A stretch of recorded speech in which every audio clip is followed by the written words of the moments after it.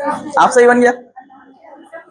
हाँ तो दूसरा बुक से बनाना है ना, आज बनाए हैं, बना लिए। और तुम लोग एनसीईआरटी नहीं बना रहे हो क्या कोई भी? क्यों? हाँ, एनसीईआरटी में नहीं पढ़ता है। लीजिए अभी एनसीईआरटी आपके पास सारा सवाल नहीं है। क्यों?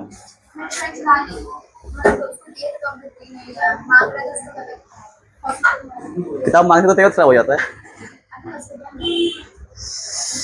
ओ तो ये मतलब एक्सरसाइज 5A में एक भी क्वेश्चन आप लोगों को नहीं पूछना है किसी को भी? जल्दी बताओ भाई, 5A में कोई भी क्वेश्चन पूछना है? पीछे बनाए हो कि नहीं? सब बन गया?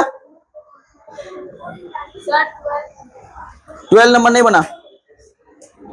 Find the value of x for which the angle this and this are complementary angles. Question number 12 देखो क्या है ध्यान से। यहाँ पे दो एंगल आपको दिया हुआ, क्या क्या दिया हुआ है? 2x - 5 and x - 10। तो लेट सपोज कि दो एंगल है हमारे पास। एक एंगल a बराबर कितना दिया हुआ है? 2x - यही है ना। दूसरा एंगल कितना दिया हुआ है? b कितना है?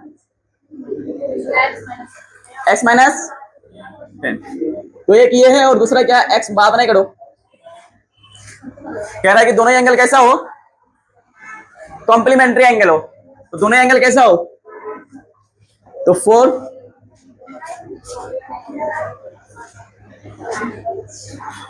Complementary angle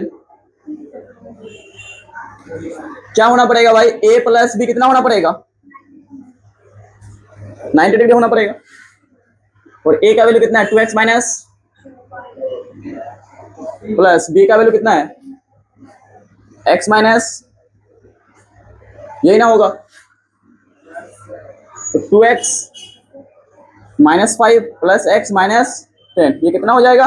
90। तो 2x + x कितना हो जाएगा? 3x - 15 ये कितना हो जाएगा? 90। और ये हो जाएगा 3x, 15 इधर आएगा तो कितना हो जाएगा? यही ना होगा, यही होगा। कितना आ जाएगा बताओ? 35। तो देयरफॉर x बराबर कितना हो गया? 35। यहाँ पे पूछा क्या है हमसे? Find the value of x। तो x का वैल्यू तो यही होगा।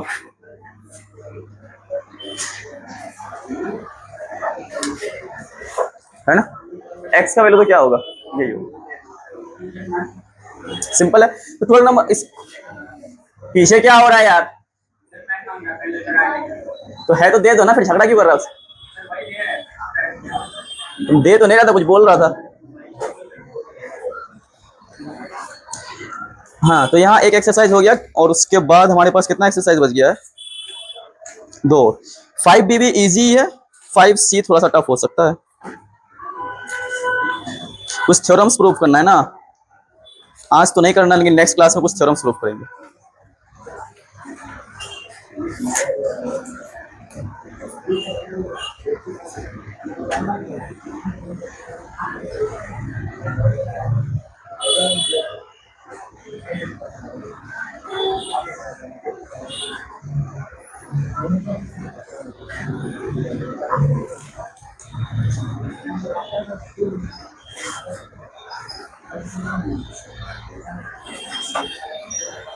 ठीक है, तो आगे बात किया जाए कुछ।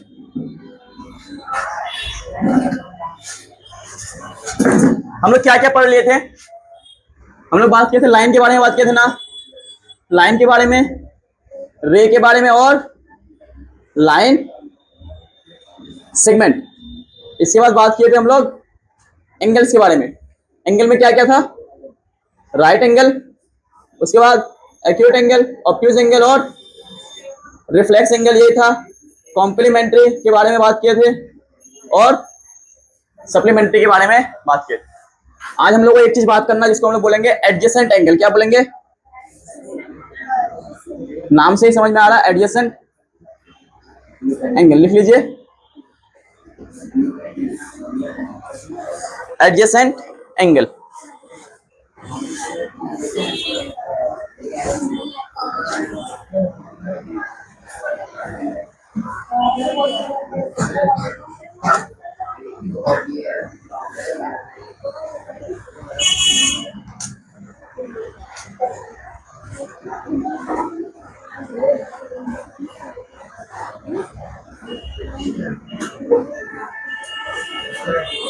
ठीक है, कुछ इंपॉर्टेंट क्वेश्चन आज हम कुछ पॉइंट हम लोग ड्राइव करेंगे आज। ठीक, ध्यान से देखो।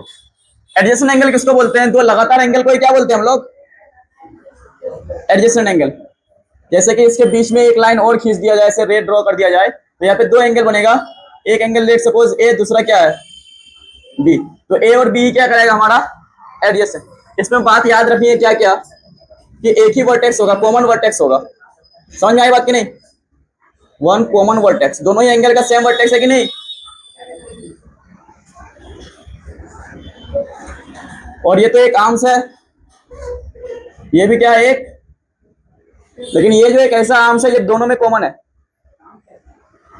आम खाने वाला, ये दोनों में क्या है? कॉमन आर्म्स है कि नहीं? ये इसके लिए भी है और इसके लिए भी है, कॉमन वर्टेक्स होगा और कॉमन आर्म्स होगा। इसी को क्या बोलते हैं हम लोग? Adjacent angle.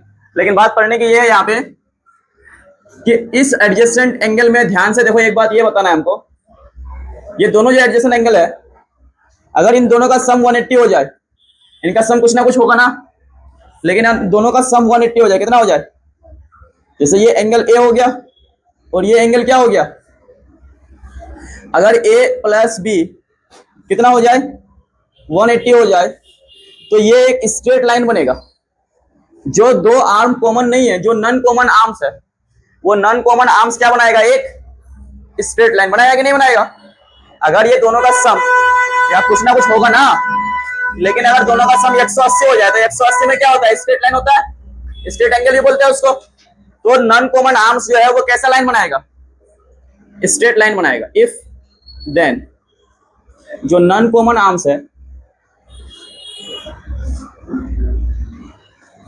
वो कैसे बनाएगा? एक स्ट्रेट लाइन का फॉर्म करेगा। ये बातें याद रखनी है। और इसी तरह से जब वो स्ट्रेट लाइन बनाएगा, तो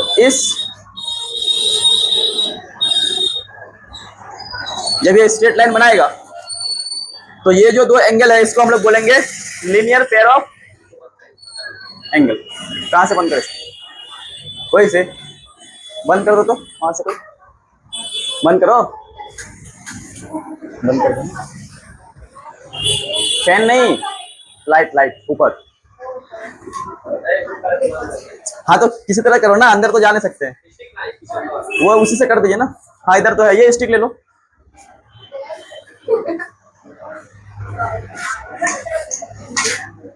ठीक है, तो जब ये स्ट्रेट लाइन बन रहा है ना, तो इसी को क्या बोलते हैं हम लोग? Linear pair of angles. क्या बोलेंगे? लीनियर। क्या बंद हो गया? पंखा ही बंद हो गया। पंखा का भी कनेक्शन वैसे ही दिए क्या सर? डायरेक्ट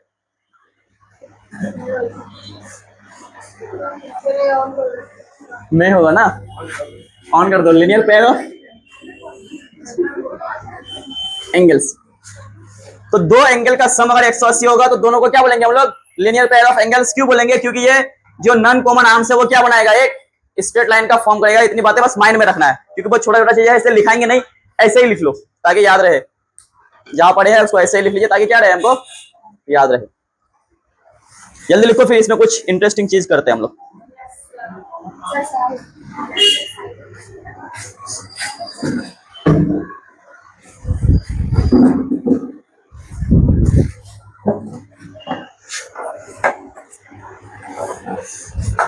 मार्कर सब में तो इंक लाना पड़ेगा सर, मार्कर सबका इंक हो गया खत्म, ब्लू वाला मंगाना पड़ेगा। तो कहाँ थे हम लोग?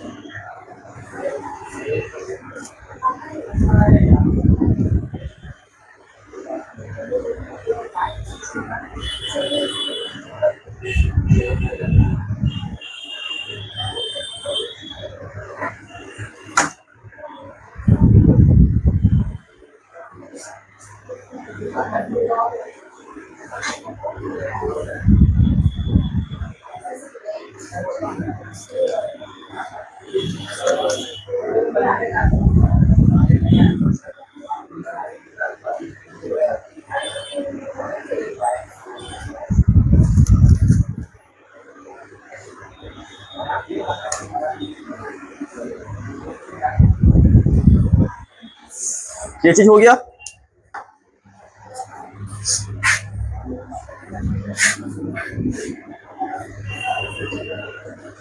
तो पहला थ्योरम हमको यही प्रूफ करना है। फर्स्ट थ्योरम हमको क्या करना है, यही वाला प्रूफ करना है। उल्टा करके बोल रहा है कि अगर दो एडजेसेंट एंगल एक लाइन पे होगा, अगर दो एडजेसेंट एंगल एक स्ट्रेट लाइन पे होगा तो प्रूफ कीजिए कि दोनों का सम 180 होगा। प्रूफ करना है हमको क्या, दोनों का सम 180 होगा। मतलब 1 और 2 अगर है ये, तो 1 + 2 का वैल्यू कितना होना चाहिए, 180 डिग्री। कह रहा है क्या कि अगर कोई दो एंगल एक लाइन पे बना है, दो एडजेसेंट एंगल एक स्ट्रेट लाइन पे बना है, तो हमको दिखाना है कि दोनों का सम कितना होगा, 180। तो पहला थ्योरम तो हमको यही प्रूफ करना है। तो लिख लो थ्योरम का स्टेटमेंट, लिख लो पहले। इफ अ रे,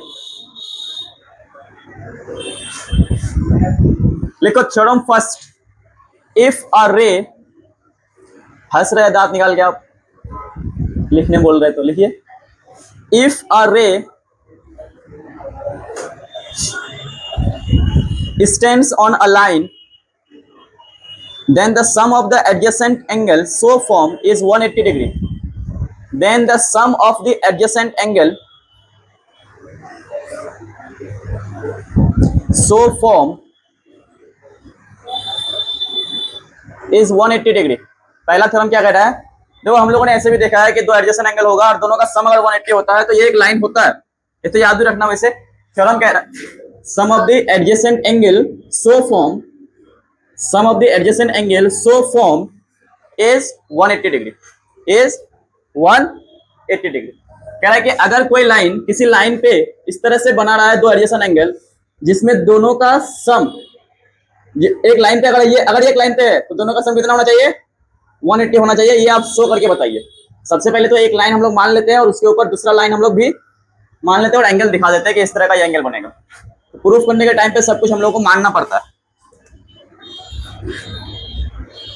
ठीक है, बात समझ में आई कि नहीं। लेट सपोज एक लाइन हमारे पास क्या है, ए बी, और यहाँ पे दो एंगल बना रहा है कौन, सी डी। सबसे पहले तो ये चीज लिखेंगे हम लोग। Let us consider a line AB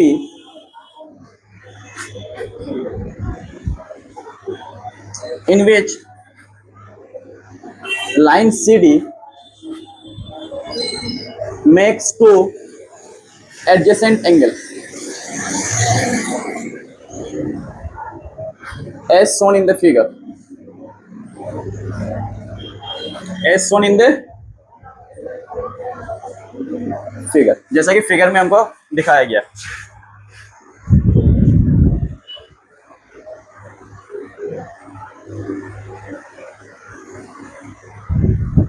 ठीक है,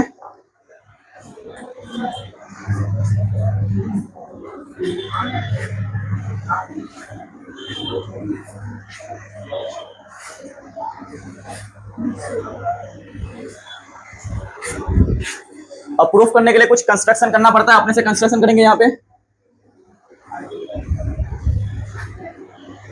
कंस्ट्रक्शन का मतलब कि आप क्या कर रहे हैं इसमें। तो हमने क्या कंस्ट्रक्ट किया, इसमें एक लाइन परपेंडिकुलर ड्रॉ किया। लेट सपोज कि ए बी सी डी तो हो गया ना, सी एम मान लेते हैं इसको, C M.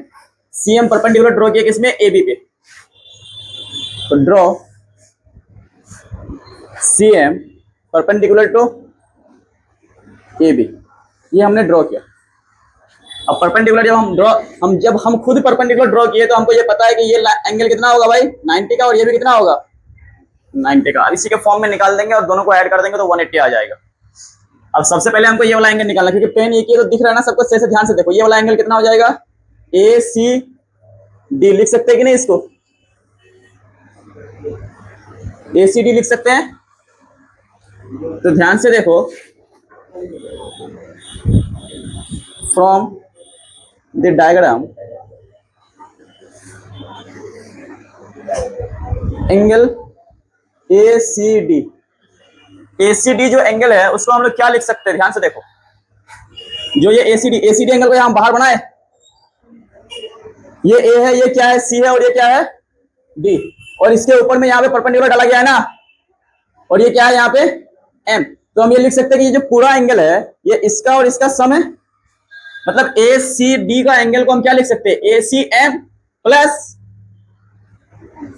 M C D लिख सकते हैं ना, या फिर डी सी एम, जैसी भी आप बोले। तो क्या हो जाएगा, ये angle A C M plus angle M C D बोल दिया या क्या बोल दिया आप, डी सी एम। ये इक्वेशन फर्स्ट। सिमिलरली दूसरा एंगल लिखने की कोशिश कर रहे हैं हम लोग, ध्यान से सुनो। थ्योरम कोई भी चीज प्रूफ करना होता है ऐसा ही करना होता है। दूसरा एंगल अगर हम लोग लिखे ये वाला बी सी डी, तो बी सी डी कितना हो जाएगा भाई, बी सी डी को बनाने की कोशिश किया जाए तो ये डी है, ये बी है, और ये क्या है, सी, और यहाँ पे कहीं पे एम है ना, तो बी सी डी ये लिखने की कोशिश कर रहे हैं। तो बी सी डी मतलब ये पूरा में से बी सी एम में से अगर बी सी डी, ये बी सी डी हमको लिखना है, अगर बी सी एम में से अगर डी सी एम माइनस कर देगा ये निकल जाएगा ना। ये पूरा में से अगर ये छोटा सा माइनस कर दिया जाए तो ये निकल जाएगा कि नहीं। तो पूरा क्या है यहाँ पे, बी सी एम। तो बी सी एम में से हम लोग माइनस कर दे क्या, ये छोटा सा क्या है, डी सी एम। बस हो गया। अब दोनों इक्वेशन को ऐड कर देंगे, दोनों इक्वेशन को क्या कर दिए, ऐड कर दिए। On adding both the equation we get, हमें क्या मिलेगा यहां से, दोनों को अगर ऐड कर दे, देखो ध्यान से, ये डीसीएम कट जाएगा कि नहीं। लेफ्ट साइड को देखो, लेफ्ट साइड में क्या है, A C D plus left side में क्या है, बी सी डी, यही ना है दो चीज, ए सी डी, और राइट साइड में क्या बच जाएगा, A C M plus B C M. और अगर ध्यान से देखो तो हम लोग जो है प्रूफ कर चुके हैं, आ गया B C D. A C M का वैल्यू कितना है, ए सी कहा गया भाई, ए सी एम 90 डिग्री, क्योंकि हम ही ने डाला है इसमें लंब। ए सी एम का वैल्यू कितना है, बी सी एम का वैल्यू कितना होगा, होगा ना। तो यहां से कितना आ गया, angle A C D plus angle B C D बराबर 180 डिग्री। आ गया कि नहीं आ गया। तो मतलब कि यही दो एंगल है ना, ए सी डी क्या है, देखो ए सी डी यही वाला एंगल है कि नहीं, और बी सी डी यही वाला एंगल है जो ए बी लाइन पे बन रहा था, और दोनों का सम कितना आ गया 180। यही चीज हमको क्या करना था, प्रूफ करना था। तो hence sum of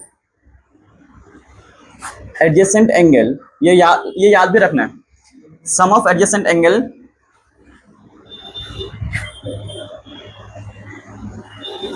on a straight line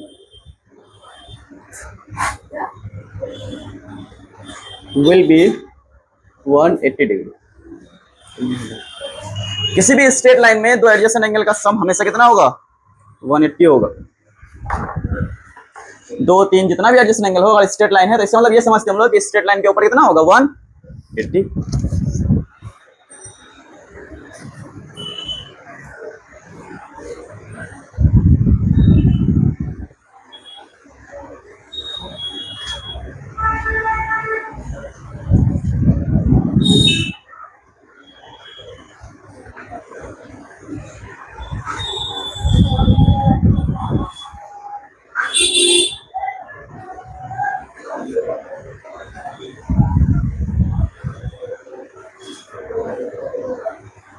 और दोनों तरफ से ये बात याद रखेंगे, अगर सम 180 है तो स्ट्रेट लाइन होगा, और अगर स्ट्रेट लाइन है तो क्या होगा, 180 होगा। दोनों ही तरफ से इस बात को क्या करेंगे हम लोग, याद रखेंगे।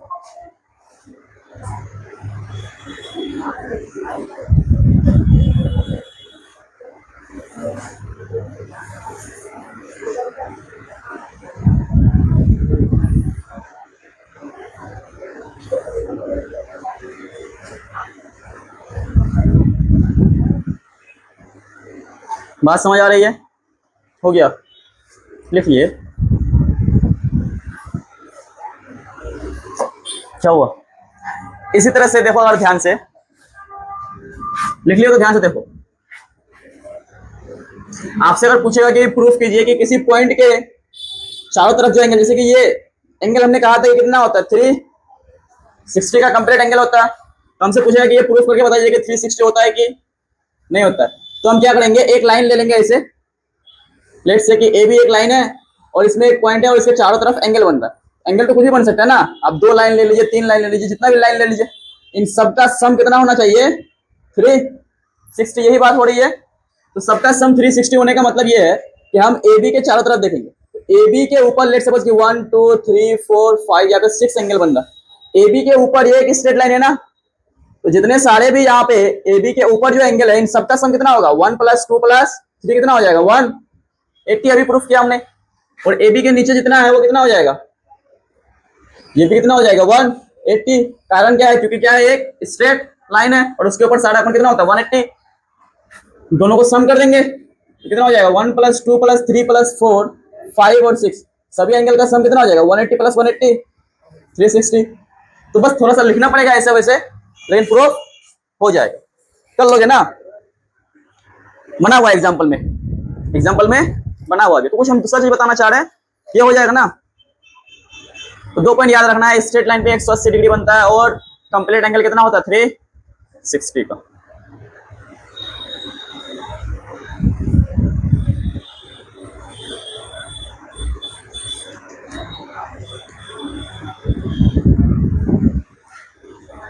अब एक एंगल के बारे में और पढ़ना, जिसको हम लोग बोलते हैं वर्टिकली अपोजिट एंगल। क्या बोलते हैं,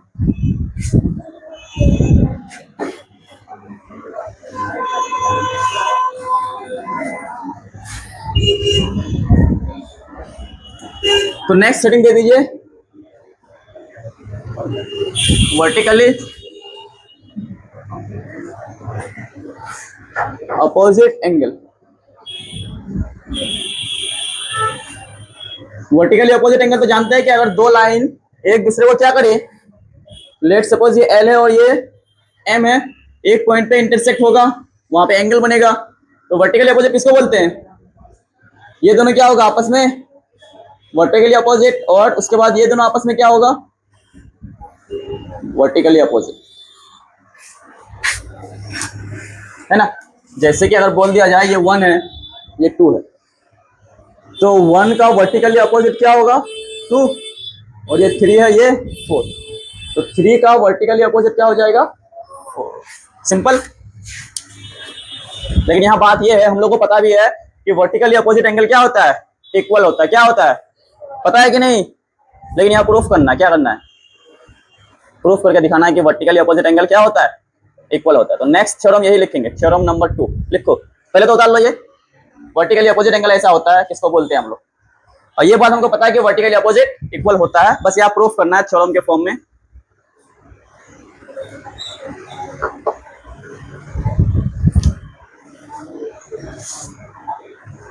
पहले लिख लो, पहले उतार लो इसको, फिर थ्योरम लिखेंगे, फिर प्रूफ करेंगे।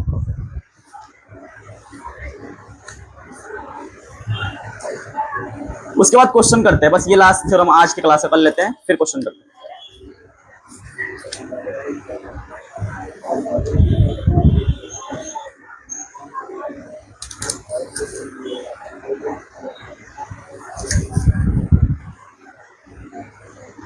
हो गया, टाइम कितना हो रहा है? 6:10 हो रहा है। ठीक है, अभी टाइम है अच्छा खासा हमारे पास। छोटा सा थ्योरम है, इसको कर लेते हैं। लिखो थ्योरम नंबर 2 लिख दे हम।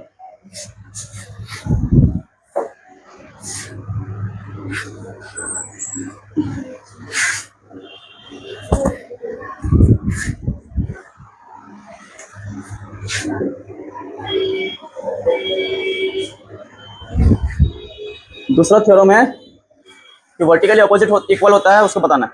लिखो if two lines intersect then the vertically opposite angles are equal.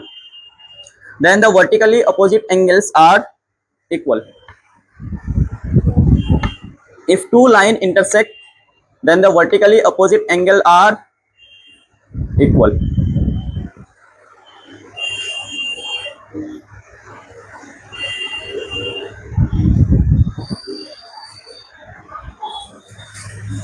तो दो लाइन तो पहले मानना पड़ेगा हमको।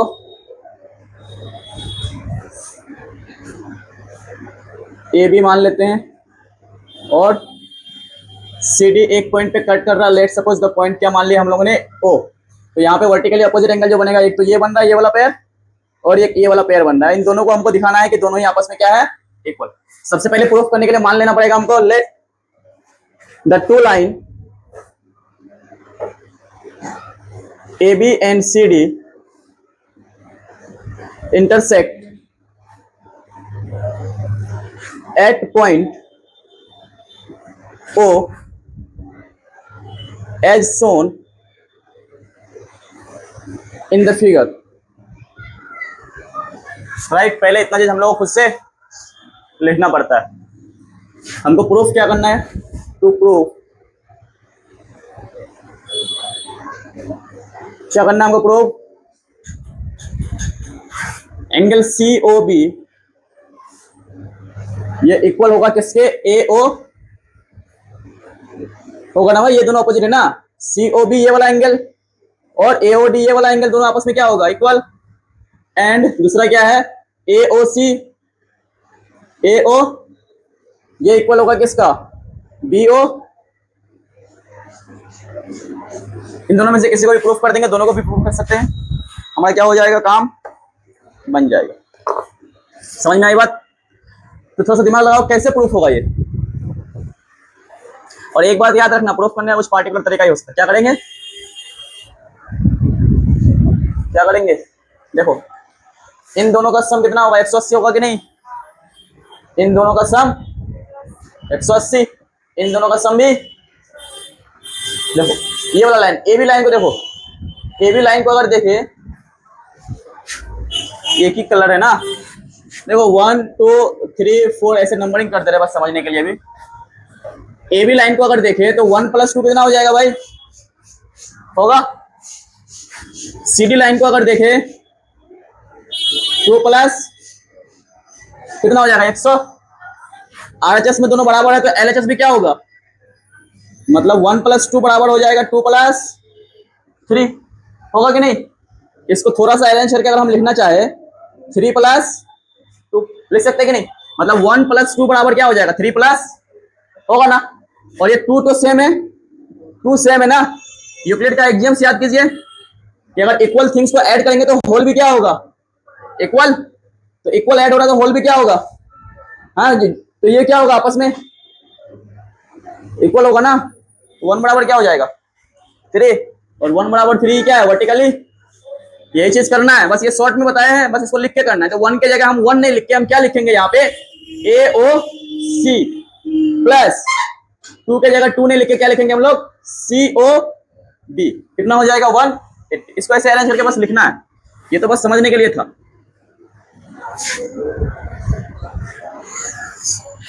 नाउ देखो क्या कर रहे हैं हम लोग।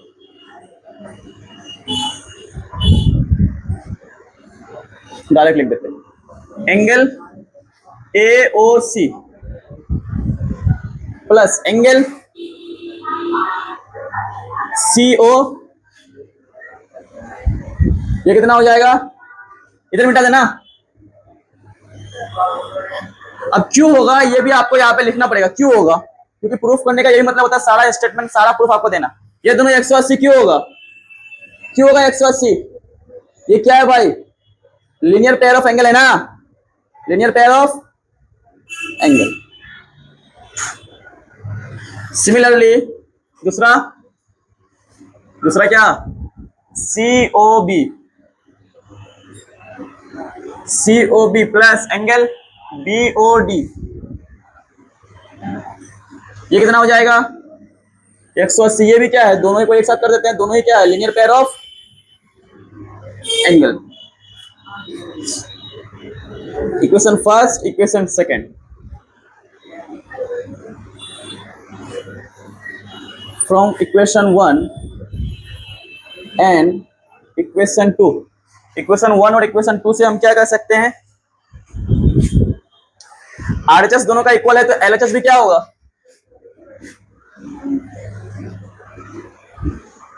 सिंपल है। तो RHS इक्वल है तो LHS भी क्या होगा, इक्वल। तो LHS में क्या है, AOC प्लस COB, ये बराबर होगा किसके, थोड़ा सा अरेंज करके यहीं पे लिख दे रहे, BOD प्लस COB। तो ये दोनों इक्वल है और ये भी क्या है, इक्वल है। तो ये तो कट के ऐसे भी बराबर आ रहा है कि नहीं, इक्वल है तो ऐसे भी कट जाएगा ना, वैसे ही बराबर आएगा। तो यहां से हम कह सकते हैं, या फिर ये प्लेट किसे भी कह सकते हैं, AOC बराबर BOD। सिमिलरली हम लोग वो वाला भी प्रूफ कर सकते हैं, 4 और 2 को ही बराबर कर सकते हैं, COB बराबर AOD। ये दोनों ही वर्टिकली अपोजिट एंगल है और ये दोनों ही क्या हो गया हमारा,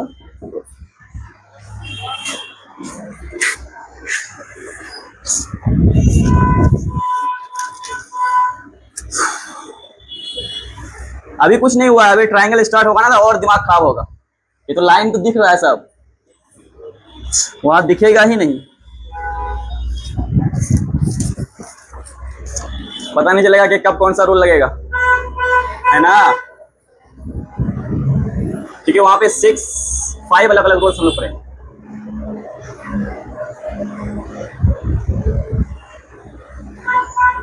ठीक है, तो आज का जो है इतना ही पार्ट था। प्रूफ करने वाला हमेशा ही ऐसे ही रहता है, थोड़ा सा बोरिंग टाइप रहता है। आज हम लोग कुछ नहीं सीखे, बस 2-3 चीज सीखे। एक तो सबसे पहले ये सीखे हैं कि ये जो एंगल होता है ये 180 का होता है, हम लोगों ने देखा प्रूफ करके। दूसरा हम लोग 360 डिग्री होता है कंप्लीट एंगल, ये भी प्रूफ कर सकते हैं, हम लोगों ने देखा कैसे आएगा। तीसरा जो होता है, दो भी लाइन वर्टिकली अपोजिट होगा, ये क्या होगा भाई, दोनों एंगल आपस में इक्वल होगा, ये दोनों आपस में क्या होगा। इतनी ही बात की है ना आज की क्लास में बस। अब इसी रिजल्ट का यूज करके आगे जो हमको क्वेश्चन दिया है उसको क्या करना है, हम लोग को सॉल्व करना। तो एक्सरसाइज 5B, एक्सरसाइज 5B सबसे पहले मिटा दे पूरा, 2 मिनट रुक जाए। क्या हो गया, क्या हो गया, आयशा को उठा के लेके चले जाना तुम लोग। हाँ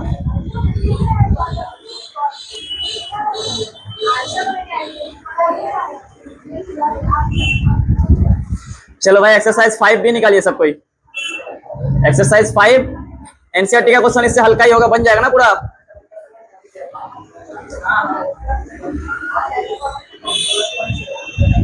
ये हो गया, चलो तो एक्सरसाइज 5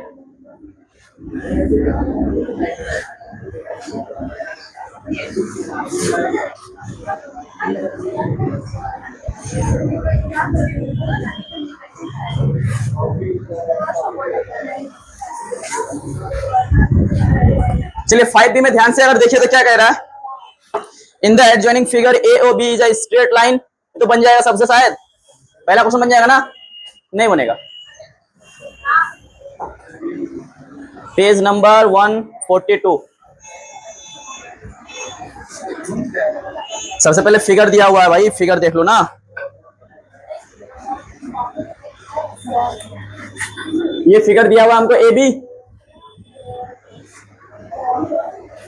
और उसके बाद इस तरह से एंगल दिया हुआ है, यही ना दिया हुआ। ओ सी 62 और एक्स, तो ये ए भी दिया हुआ है, ये यहाँ पे ओ है, यहाँ पे क्या है सी है, और ये दिया हुआ हमको कितना 60, ये दिया हुआ कितना हमको,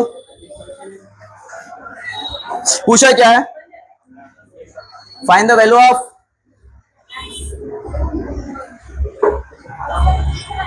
हाँ तो हम लिखेंगे तो बात करेंगे। ये बनेगा कैसे मैं बता सकते हो, कैसे बनेगा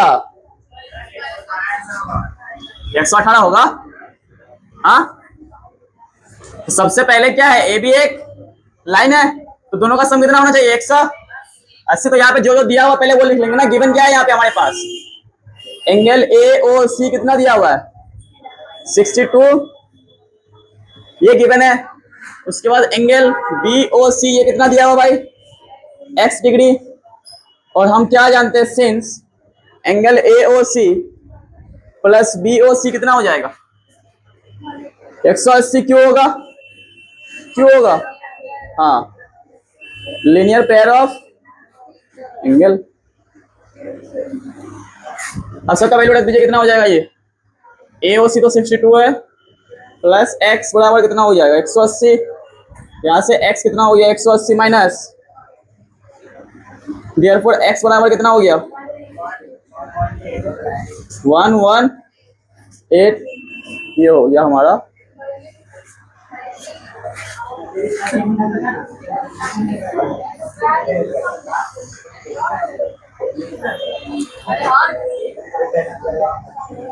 चलो ईमानदारी के साथ देखो और बताओ कौन सा बनेगा कौन सा नहीं बनेगा।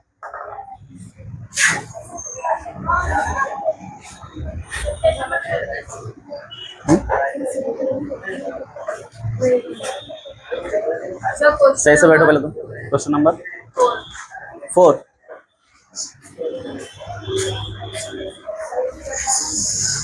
रेशियो में दिया हुआ ये वाला,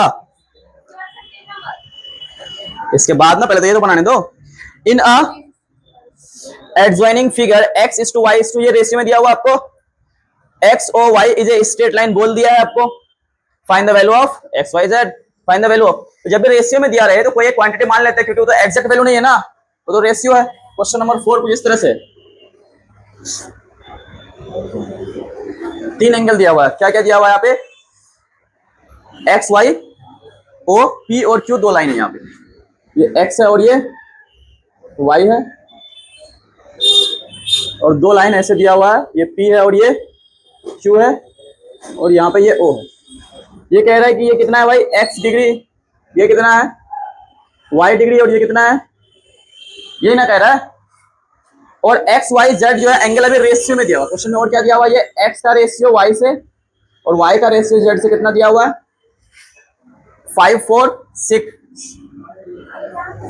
5 4 6, इतना ही क्वेश्चन है ना, और हमको निकालना है इसका वैल्यू। तो रेशियो का मतलब क्या होता है, सिंपल, अगर रेशियो पढ़े हो हमको बोले कि a रेशियो b का मतलब क्या है 3/6, अगर लिखे जैसे 1/2 अगर लिखे 1/2 का मतलब क्या है कि a का वैल्यू 1 और b का वैल्यू 2, ये नहीं है।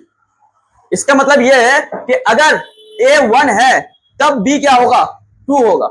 इसका मतलब ये है अगर हम a को 2 कर दे यानी इसका डबल कर दे तो इसका b भी क्या हो जाएगा डबल, इसको 4 कर दे तो ये कितना हो जाएगा, तभी रेशियो सेम रहेगा। रेशियो का मतलब वो फिक्स वैल्यू नहीं है, मतलब है कि दोनों में कंडीशन लगा हुआ, अगर a इतना है तब b क्या होगा इतना होगा, एग्जैक्ट कितना है हमको नहीं पता। तो यह कह रहा है कि ये जो रेशियो दिया है इसका मतलब ये है कि if x is 5 then y 4 और z कितना होगा 6।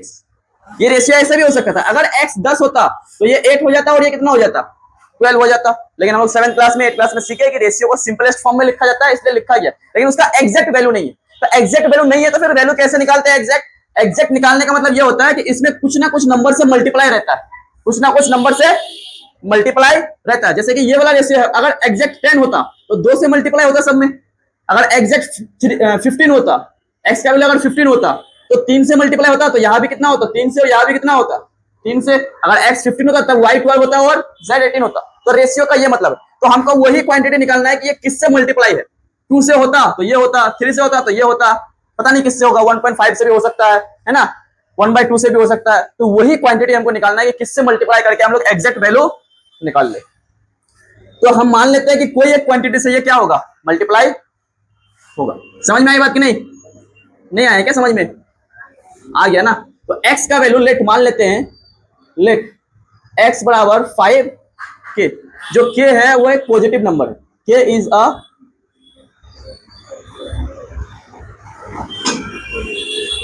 आ गया भाई, k इज अ पॉजिटिव, कोई एक नंबर है यहाँ पे k। तो फिर अगर x 5 इंटू k है तो फिर y कितना होना चाहिए, चाहिए कि नहीं? और फिर z कितना हो जाएगा, किसका 12? एक्स वाई जेड का वैल्यू निकालना होगा तो सिर्फ 12 कैसे होगा?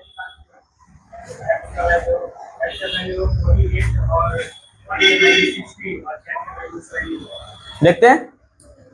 अब देखो ये तीनों लाइन जो है यहाँ पे x plus y plus z, ये कितना हो जाएगा 180 क्यों होगा? क्यों होगा भाई? Linear pair of angles. और x का वैल्यू कितना है 5, और उसके बाद और ये कितना हो गया? क्या बात समझ में आ रही है? तो 5 4 9 और 6 12 15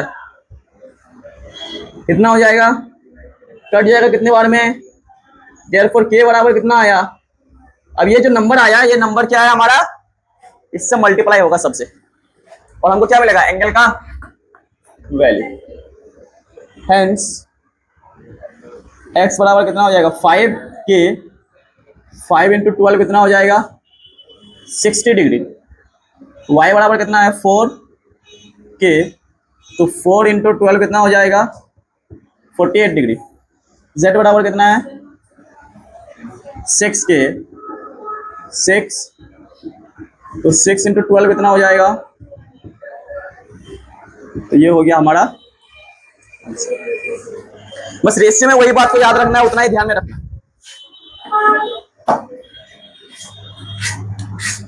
ठीक है, कोई दिक्कत? क्या हो गया, कुछ दिक्कत है? 7 नंबर साइड,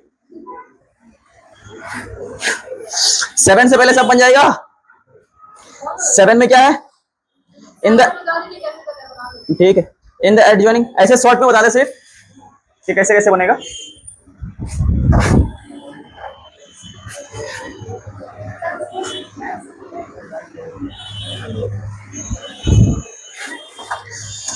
सबसे पहले तो फिगर बनाते हैं हम लोग, C D E F A B, 3 line यहाँ पे।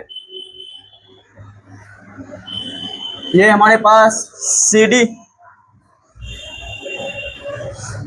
ए बी और इसके बाद है ई एफ, ई एफ, और ये ओ पॉइंट है। बात नहीं करो, ध्यान से देखो। तो इसके बाद है ये Z, और ये कितना है Y, और ये 90 डिग्री दिया हुआ है। सबको देखो सही बना रहे कि नहीं। ये 50 डिग्री दिया हुआ है। उसके बाद X है, और उसके बाद ये T है, यही ना है। हमको ये सारा चीज इंफॉर्मेशन दिया है कि forming an angles as shown in the figure, find the value of x y z and t. X y z and t, तो हम 2 चीज जानते हैं। तो कम, या तो एक लाइन कहीं पकड़ लेंगे हम, या फिर पूरा तीनों पूरा जो है सब कुछ पकड़ लेंगे 360। एक लाइन पकड़ेंगे तो कितना हो जाएगा ये, या फिर एक चीज और हम जानते हैं कि अगर 90 कहीं दिया हुआ है, इसके बीच में कुछ बन रहा है तो उसको पकड़ लेंगे 90। 3 चीज, तो 90 भी कर सकते हैं, 180 भी कर सकते हैं, और 360 भी कर सकते हैं। तो जैसा जैसा जो मिलेगा वो करेंगे, और जहां इक्वेशन बनेगा तो वहां इक्वेशन का फॉर्म भी, इक्वेशन भी बना सकते हैं हम लोग। कोई दिक्कत किसी को? ये यहां से यहां 90 है, इस लाइन को देखो सी और डी को, तो y प्लस जेड कितना हो जाएगा? y प्लस जेड का वैल्यू भी 90 होगा ना, होगा कि नहीं? अगर लाइन सी डी देखा जाए, ये तो 90 ही है, क्योंकि तीनों का सम 180 होगा, तो ये खुद 90 है, तो बाकी दोनों कितना बचेगा? 90 है ना। अब दूसरा, इसमें देख सकते हैं हम लोग, किसमें? ये सी डी में इधर भी देख सकते, तो x प्लस टी, ये कितना हो जाएगा? प्लस 50 करना पड़ेगा ना, एक्स प्लस टी प्लस 50, ये कितना हो जाएगा 180, और 50 इधर माइनस हो जाएगा तो कितना बचेगा, 50 इधर माइनस हो जाएगा तो 130। देखो ये यहाँ पे सी डी को देखो, देख रहे हो सी डी को, सी डी को अगर देखोगे तो टी प्लस एक्स प्लस 50 मिलकर 180 होना चाहिए, तो 50 अगर हटा दे तो ये दोनों मिलकर कितना होगा 130 होगा। लेकिन फिर भी कुछ समझ नहीं आ रहा, बस ऐसे बनते जा रहा है। तो एक चीज हम लोग और दूसरा लाइन में देख सकते हैं, दूसरा लाइन में, इस लाइन में देखो ध्यान से, ये देखो ईएफ में, ईएफ में केवल और केवल जो है ना एक ही वेरिएबल आ रहा है वाई, आ रहा है कि नहीं, ईएफ में देखो ध्यान से, ईएफ में आ रहा है वाई प्लस 90 प्लस 50 बराबर कितना हो जाएगा 180। यहां से वाई तो डायरेक्ट निकल जाएगा, और जैसे वाई निकलेगा तो जेड निकल जाएगा, निकलेगा कि नहीं। लेकिन एक्स और टी की अभी भी कोई बात नहीं हुई है, तो दूसरा लाइन फिर ढूंढेंगे हम लोग, किसमें निकालते हैं। तो हमको जेड मिल गया, यहां से अगर वाई निकाले तो वाई कितना आ जाएगा भाई 140 इधर है और ये 80 है, तो कितना हो जाएगा 40, और वाई 40 है तो जेड कितना हो जाएगा 50, नहीं होगा।